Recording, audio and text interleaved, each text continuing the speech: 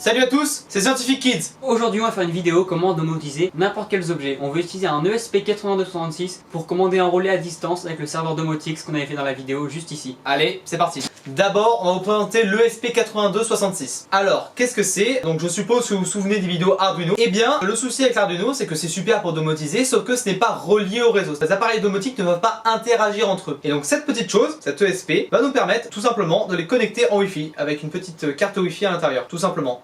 Donc le projet d'aujourd'hui en fait ça va être d'utiliser un ESP8266 pour contrôler un relais avec Domotix. Donc pour ça vous aurez besoin du coup d'un relais, d'un ESP8266. Donc soit vous avez un petit ESP8266, lien en description. Vous aurez besoin aussi d'une clé pour pouvoir la connecter à un PC pour mettre ce qu'on va mettre sur l'ESP8266. La configurer quoi? La configurer exactement. Si vous avez une ESP8266 plus grosse avec plus de ports, vous aurez normalement un petit câble pour la connecter directement à un ordinateur. Et tout ce que vous aurez besoin est dans la description, le code, les dossiers qu'on va avoir besoin, tout ce qu'il faut. On va pouvoir commencer du coup à configurer sur le PC le ESP8266. Allez, c'est parti. On va commencer par flasher l'ESP8266 à l'aide de l'adaptateur USB.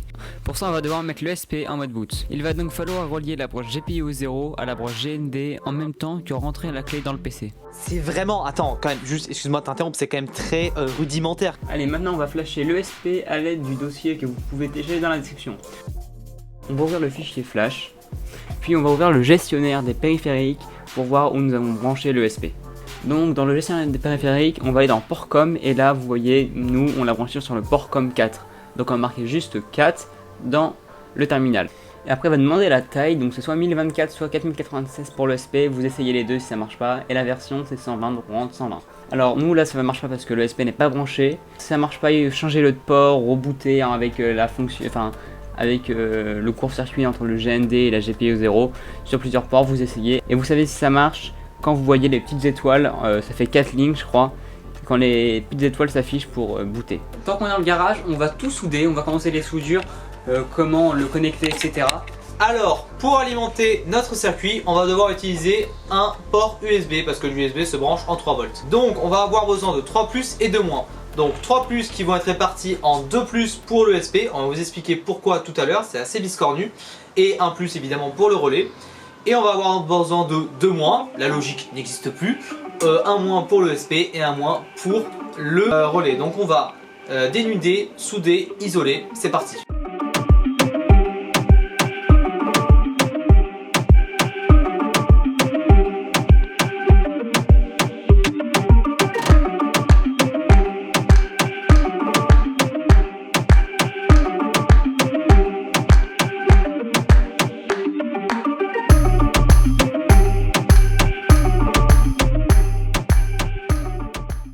Donc pourquoi il y a besoin de 3 plus sur cette ESP? Quand je l'ai testé, je me suis dit bon on en met un sur le ground et un sur le 3 volts. Donc je vous explique, la page web qu'on va voir tout à l'heure de l'ESP marchait quand je le mettais sur le petit USB, sur ce truc là, et je le branchais à un ordinateur. Ça marchait très très bien. Donc je me dis je vais essayer avec le câble USB, je le branche sur le GND, donc le moins, et le plus, le 3 volts. Et ça marchait pas, je comprenais pas, la page web ne s'affichait pas.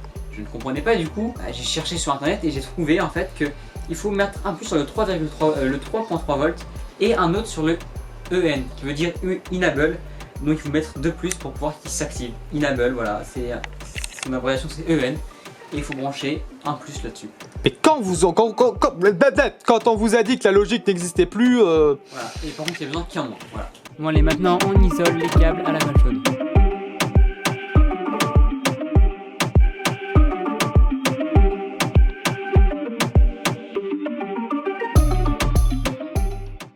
Donc notre monstre de Frankenstein commence à prendre de la gueule. En gros, on a d'un côté ici les moins ici, donc 2. Les 2 plus et les 3 ici, plus. les 3 plus. Donc on va commencer du coup pour le câblage. Allez, c'est parti. Ok, donc d'abord on va câbler l'ESP et ensuite on câblera au relais. Donc venez voir. Donc d'abord le moins, on va le mettre évidemment sur le ground. Il est où cet imbécile? Il est là. Donc le ground. Ensuite, on va pouvoir s'attaquer au plus, donc on va en prendre 2. Donc on va mettre un sur le EN qui signifie Enable, c'est un merveilleux accent anglais. Et ensuite, on va évidemment mettre un sur le 3,3 volts, 3 volts 3, c'est ça là, ici, là, comme ça. Voilà, ça c'est connecté. Et enfin, on va connecter au relais. Donc maintenant on va alimenter le relais, alors on a déjà fait une pré-soudure. Un câble jaune c'est pour le signal, on va vous montrer ça juste après. Donc là évidemment on met sur le moins. Le moins. Et évidemment le plus on le met sur le moins. Bah oui évidemment la logique je rigole. C'est interactif. Hein. Connecte-toi espèce de... Non mais tu peux pas le trop. Voilà. Ok, donc, et après il reste le jaune ici. Donc le jaune on va le brancher sur le GPIO 2.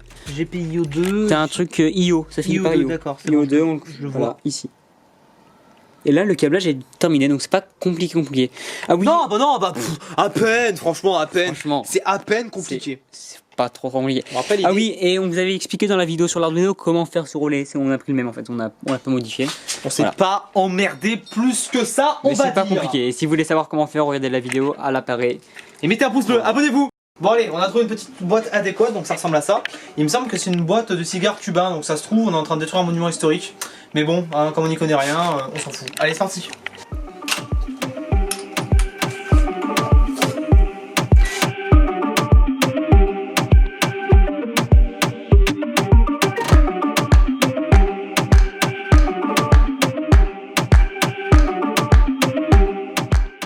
C'est la galère, mais dans notre boîte de cigares cubariens, et bah cubienne, non, cubain ou dans notre boîte de cigares colombienne plutôt, nous trouvons les sources du projet et c'est plutôt pas mal. Ça ne veut absolument rien dire, je raconte n'importe quoi depuis tout à l'heure. Et fini. Maintenant, hop.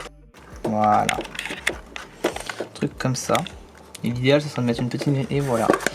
Box domotique pas cher. À vendre dans le souk de Marrakech. Nous vendons des petites box domotiques pas chères, pas du tout le nom. C'est ridicule ce que j'ai. Tu ne mets pas dans la vidéo, toi, non, je rigole. Si. Donc une fois que le SP est branché, on va reprendre la configuration. Vous connectez à l'USP 0 et là on va choisir la box qu'on va prendre, donc box d'ici. Et on va mettre le password. Hop. Après vous faites envoyer. Hop. Please wait. Donc c'est 10 secondes le temps qu'il essaye de se connecter. Normalement ça va être bon. Ah, et attention, on va se déconnecter parce qu'il s'est connecté, donc il n'y a plus de Wi-Fi. Voilà, donc le SP n'existe plus, on va se connecter à la Freebox pour voir. Et avec Advanced IP Scanner, vous allez scanner les adresses IP là-dessus et vous allez devoir trouver le nouveau truc, enfin le nouvel ASP qui s'est connecté. Donc moi sur la Freebox je peux directement savoir. Ouais. New device, c'est quoi new device? C'est ça. Ouais, donc là, nous, on a trouvé l'adresse IP du coup de l'ESP, donc 192.168.0.42. Donc on va rentrer ici, 168.0.42.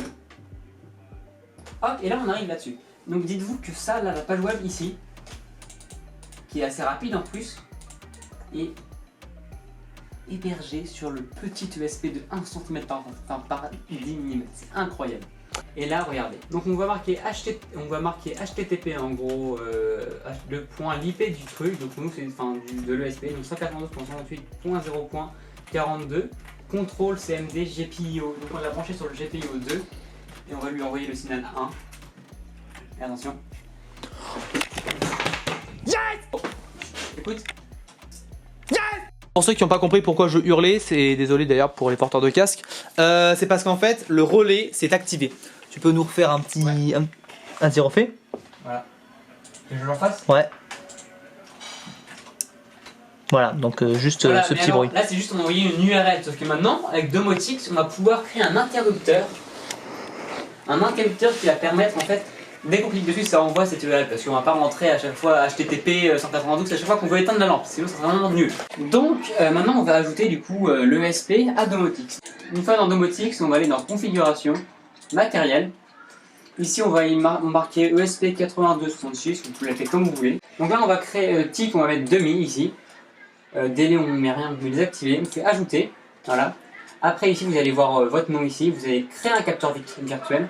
On va l'appeler, je sais pas, relais 1, voilà, comme vous voulez, pareil. C'est un type, c'est un interrupteur. Voilà, vous écrivez un interrupteur, vous faites OK. Le capteur a été créé. Donc là ici dans interrupteur, vous avez votre truc, il fait rien, tu vois. Donc vous allez dans modifier et là adresse on et adresse off. Vous allez reprendre votre lien ici, donc hop. Dans on c'est 1 pour envoyer un signal et off, ils vont envoyer la même chose mais 0 à la fin pour envoyer off. On fait sauvegarder et là on va mettre favori pour l'avoir dans l'accueil et là on va voir appelé. Refait? Ouais. Ouais. Beaucoup trop bien. Incroyable. Je vous dis, dans le turfu. Juste petite pause pour vous dire que nous allons faire une démonstration avec Siri. Donc dites-nous si vous voulez qu'on fasse une vidéo dédiée à ce sujet pour savoir comment faire. Refais-nous la démo avec l'ami Siri. Allume mon relais. Ah, c'est qu'il est en... Là il est en 4G, hein. Il est en 4G, c'est-à-dire qu'il est même pas connecté au réseau. Maintenant, si je le connecte au réseau, là c'est instantanément. Là je peux être à l'autre bout du monde, je peux faire 10 Siri est un relais, ça marchera. Oh putain. Voilà, là c'est en Wi-Fi du coup, maintenant regardez. Éteins relais. C'est beaucoup plus rapide. Oh putain, yes. Voilà, on a un truc. Ok, donc test final, on a une lampe ici qui est connectée à notre box domotique. Et là, donc, il y a un assistant vocaux de type Siri. Dis Siri, allume le relais. Voilà, et bien sûr, notre box marche fermée, hein, bien évidemment. Test nul les mecs. Merci d'avoir regardé la vidéo, n'hésitez pas à vous abonner, donc c'est le bouton rouge en dessous de la vidéo. Une fois que vous aurez cliqué dessus, vous avez la petite cloche des notifications, ça vous permet d'être notifié dès qu'on sort une nouvelle vidéo. Si cette vidéo vous a plu, n'hésitez pas à mettre un pouce bleu. Voilà, et les réseaux sociaux s'affichent sort d'ici, et le Twitter s'affiche là. Toi tu as tes mises en montage. Bon allez, n'oubliez jamais que la science mérite d'être explosive.